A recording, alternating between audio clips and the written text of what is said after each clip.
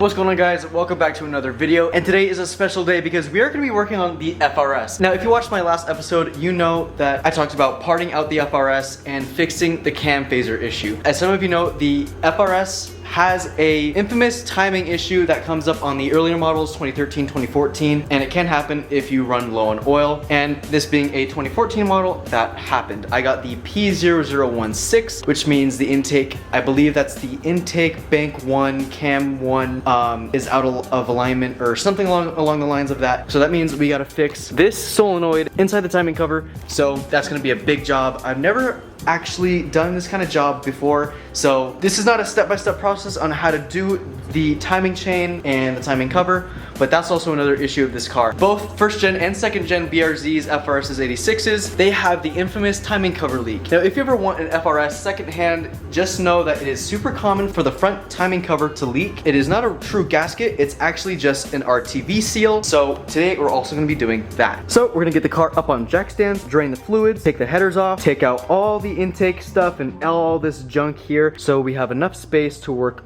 into the timing area. So with the power of editing, let's do that. I also got a new tripod, so we're also gonna be using that today.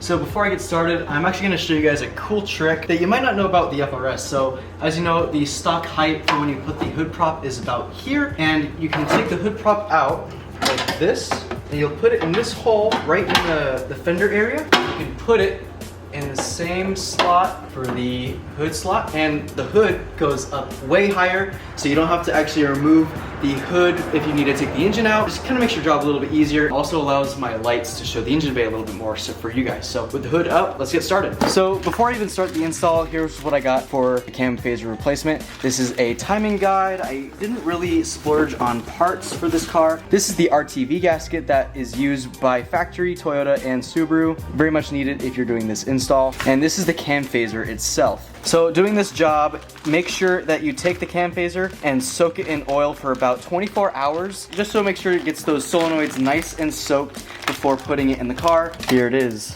This is what failed in my car, and that is the little spring here.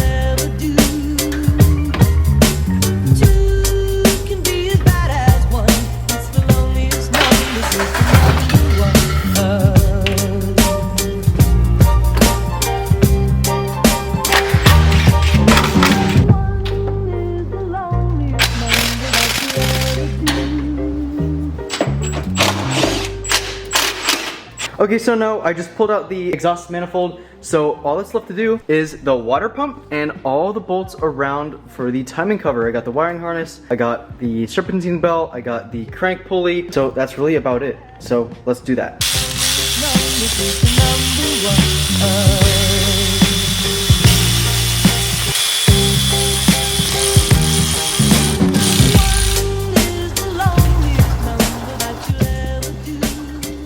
Okay, so huge milestone. I just got all the bolts off of the timing cover. It is 27 12mm bolts and 5 10mm bolts. So I made up a little graph right here. Just I'm the type of guy where I want all the bolts to go right to where they went. I also have all the stock parts here, my stock intake, headers, upper coolant pipe, water pump, main crank pulley, and the bolt alternator, as well as the bolts and tensioner, and a couple other things I might be forgetting because I did get that table out last second. That should be it. That should be it. So the timing cover should come out. I'm gonna do one more final check, make sure I have all the connectors and make sure I have all the bolts out. I'm gonna go all the way around and just check everything is clear, and then we're gonna take the timing cover off the car.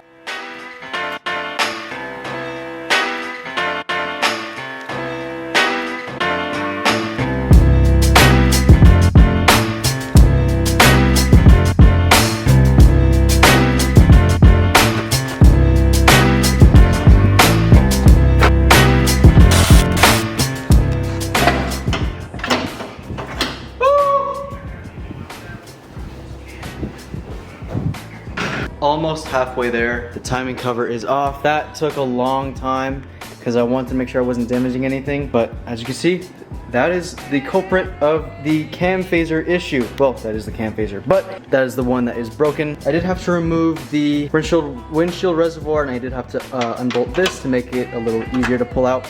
So putting it back in is gonna be not very easy because when all the RTV is on the motor, I have to make sure to not mess up and hit anything. So next up is taking off all of this excess RTV. I'm not sure what to do with that though. I'll have to read up the service manual and do the timing chain. That's gonna be fun. So that'll probably be for tomorrow. I'm gonna get some sleep, but with the power of editing, I'll see you guys tomorrow. All right, and just like that, it is the next day, and I have all the tools I need to get the job done. So this is a Company 23 cam phaser tool. This itself is like 50 bucks, and then you gotta get the guide pins for the cam phaser, and these are some grenade pins I got off Amazon for the timing tensioner. And I gotta take off all of this RTV, including this. I probably have to put a dab of RTV on each of these things for the 10mm bolts. And next I'm gonna get the crankshaft bolt back here. Gonna tighten everything, gonna rotate the crank so that this part of the chain goes in the correct spot. So when I need to retime it, everything is how the way it would be. The install would go as smooth as possible, and I want no problems with this install. So without further ado, let's get all the RTV off and rotate the crank so I can get the cam phaser off.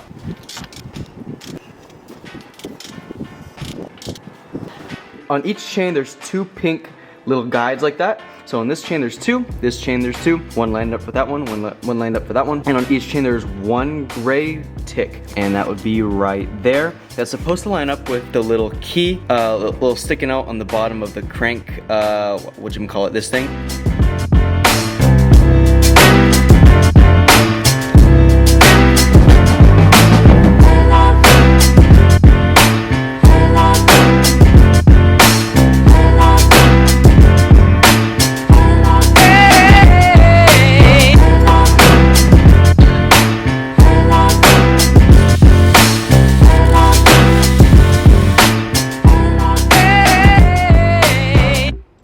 Okay, it's done. Well, not done yet. We are about halfway done. All we gotta do is put the new cam phaser in with the timing chain. So this should be the culprit. If the check engine light comes back on, that means it is the ECU that needs to be replaced, because if this breaks and so out of time, the code will actually get burned into the ECU, so you have to replace the ECU on top of this job. So this job is probably one of the worst parts about having an FA20 besides the RTV stuff, but we can get past that because I don't really mind the RTV. The RTV does suck when you have to apply it, but once you know what you're doing, it is all good. So let's get the new cam phaser in with the new timing chain and get this back on the car, and hopefully the code is gone.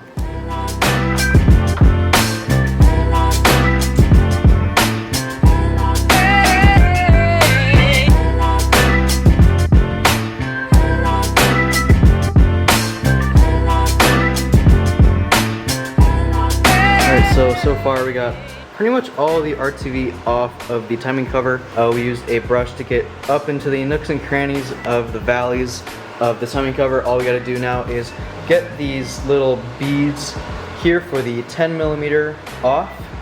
After that, I went ahead and cleaned up the timing cover here. As you can see, it's all nice and clean. I went all the way around. I'm gonna have to get some compressed air and some brake cleaner to make sure it's all nice. I'm gonna have to clean that up a little bit more. But the cleaner you get the mating surface, the better it will stick and it'll prevent you from leaking again. So we're gonna do that next.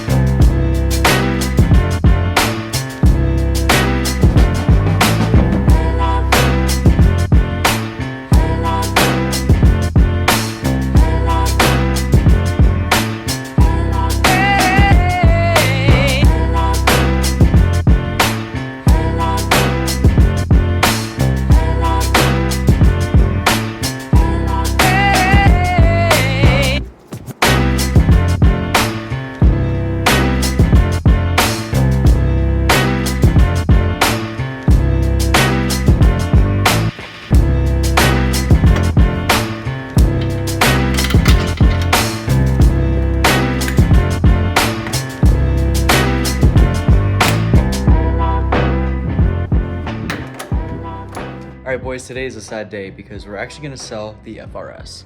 So as you guys saw, we did the cam phaser install and the code actually came back. So that means it's a new ECU. And from what I'm told is the ECU in the car has to match up exactly to what ECU you buy. So on the screen, I'll show you what ECU this car has. No one has it on eBay for sale. So that means I have to buy it from the dealer, and I just don't want to put more money in this car. So it was fun while it lasted. Didn't really last that long, but we're gonna sell it right now to a buddy of mine who actually owns a dealership. So let's get to that. As you can see, the check engine light is still here. I also connected the scan tool to the car to see the values of the cam sprocket. So the cam sprocket is actually working just fine, but the weird thing about these cars is if you get the P0016, 1718, you know, all those codes for the timing correlation, there's a good chance that you'll have to do the cam sprocket job plus the ECU. So yeah, it was a lot of work that I had to do. So I don't want the headache anymore, so we're selling it. Say goodbye.